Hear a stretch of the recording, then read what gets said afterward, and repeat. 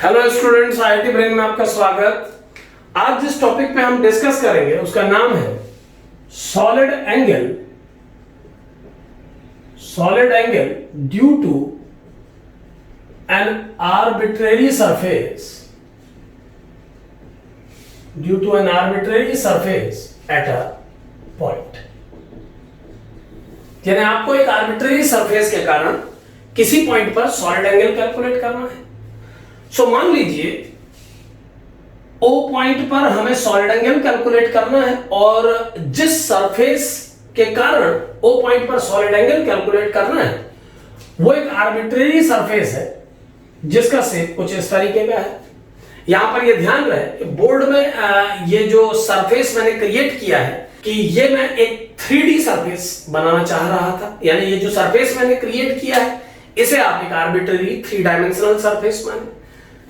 यानी कि आपको इस आर्बिट्रेरी 3 डायमेंशनल सरफेस के कारण O पॉइंट पर बनने वाले टोटल सॉलिड एंगल को कैलकुलेट करना है। सो O पॉइंट पर टोटल सॉलिड एंगल कैलकुलेट करने के लिए आपको क्या करना होगा, ध्यान दें। इस आर्बिट्रेरी सरफेस के कारण O पॉइंट पर टोटल सॉलिड एंगल कितना बनेगा ये कैलकुलेट करने के लिए जैसा हमने अपने पिछले आर्टिकल में पढ़ा है, जैसा एक वीडियो हम क्लिप पहले तैयार कर चुके हैं कि अगर हमें किसी स्फीयर के कारण या स्फीयर के किसी पार्ट के कारण, अगर हमें किसी स्फीयर के एक पार्ट के कारण उसके सेंटर पे सॉलिड एंगल कैलकुलेट करना होता है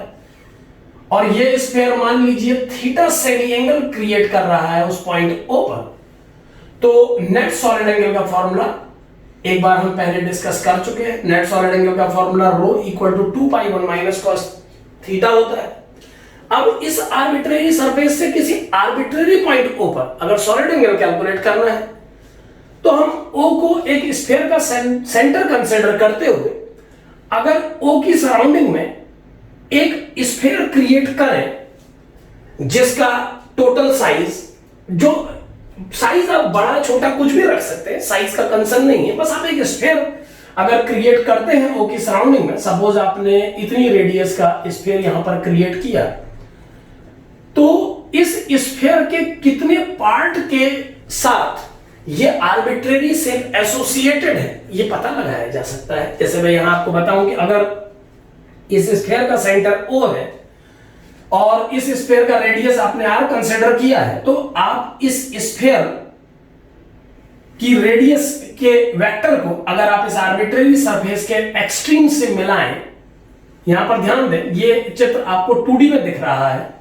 लेकिन जैसा मैंने बताया हम 3D में डिस्कस कर रहे हैं। सो इस आर्बिट्रेरी सरफेस के एक्सट्रीम में केवल 2 ही पॉइंट नहीं होंगे। जब आप इसको 3D में प्लान करेंगे तो इसके आर्बिट्रेरी सरफेस का जो ओपन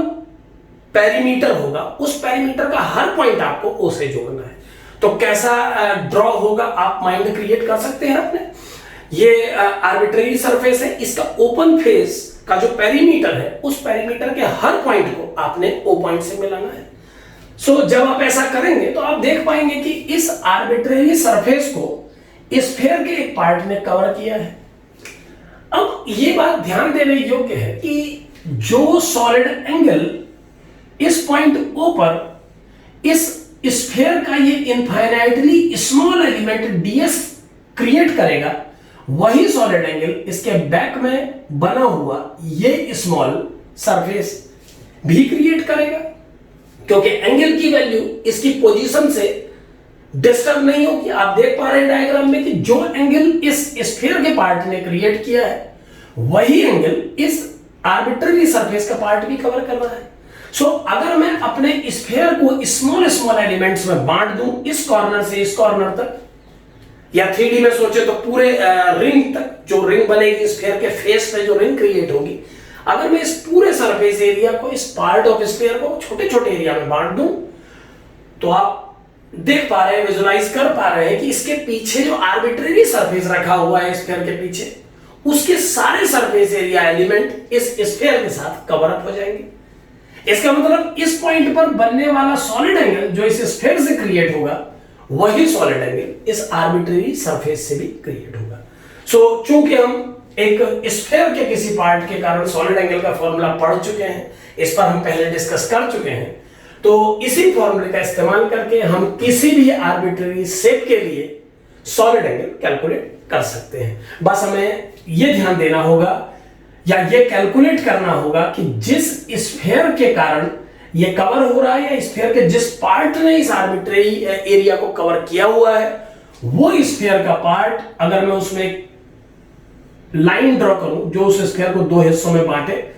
तो बनने वाले सॉलिड एंगल का वैल्यू निकालने के लिए हमें इस एंगल की रिक्वायरमेंट होगी, जिसे हम सेमी एंगल के नाम से जान रहे हैं। क्योंकि इस फॉर्मूले को डिराइव करते समय हमने इस परपेंडिकुलर लाइन जो इस स्फीयर को दो पार्ट में ब्रेक कर रही थी,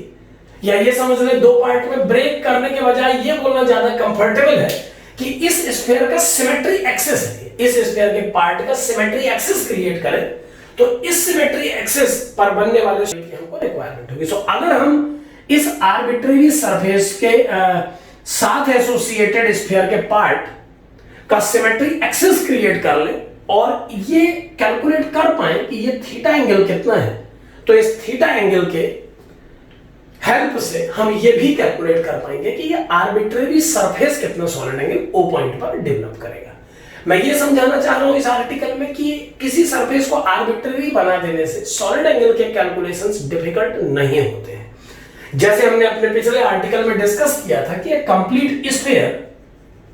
सेंटर पॉइंट पर जो सॉलिड एंगल डेवलप करता है वो 4 पाई के इक्वल होता है। इसके लिए हमें थीटा को 0 to पाई वेरी कराना पड़ेगा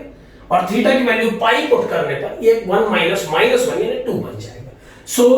2 आ जाएगी वैल्यू इसकी, तो 2 to 4 पाई आ जाएगा नेट सॉलिड एंगल एक स्फीयर के कारण उसके सेंटर पे। तो इस स्टेटमेंट के साथ एक एसोसिएटेड स्टेटमेंट हम बना सकते हैं कि अगर ओ पॉइंट के चारों तरफ एक स्फीयर बनाने के बजाय आपने एक आर्बिट्रेरी शेप भी क्रिएट किया होता जो ओ को कंप्लीट इनक्लोज कर लेता, तो ओ पॉइंट पर बनने वाला टोटल सॉलिड एंगल 4 पाई ही होगा। सो आर्बिट्रेरी सरफेस से बनने वाले सॉलिड एंगल को कैलकुलेट करने के लिए हमें पहले ये कैलकुलेट करना होता है कि उसके साथ जो स्फीयर का पार्ट एसोसिएटेड है वो कितना सॉलिड एंगल क्रिएट कर रहा है। तो अगर वो सभी डाटा जो थीटा है और अदर वैल्यूज कैलकुलेट की जा सकती हैं, तो फिर किसी भी आर्बिट्रेरी शेप के कारण ओ पॉइंट पर या किसी भी आर्बिट्रेरी पॉइंट पर